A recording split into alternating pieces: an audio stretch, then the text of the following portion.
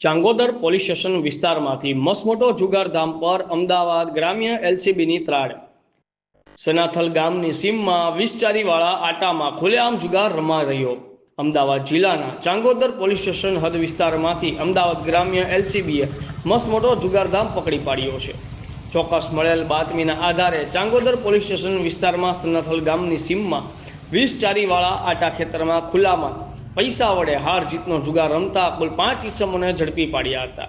પકડાયેલા આરોપીમાં કૌશિક ચંદુભાઈ પટેલ, દિગ્વિજયસિંહ દિલીપસિંહ ચૌહાણ, ચિંતન હસમુખભાઈ પટેલ, વિક્રમભાઈ બળદેવજી ઠાકોર, સિદ્ધરાજસિંહ પોપટસિંહ ચૌહાણ તમામ રહેવાસી સાણંદના રોકડ રૂપિયા 1,75,000 સાથે મોબાઈલ નંગ 6 તથા વાહન નંગ 8 સહિત કુલ 15,75,000નો મુદ્દા માલ કબજે કરી કાયદેસરની કાર્યવાહી હાથ ધરી હતી।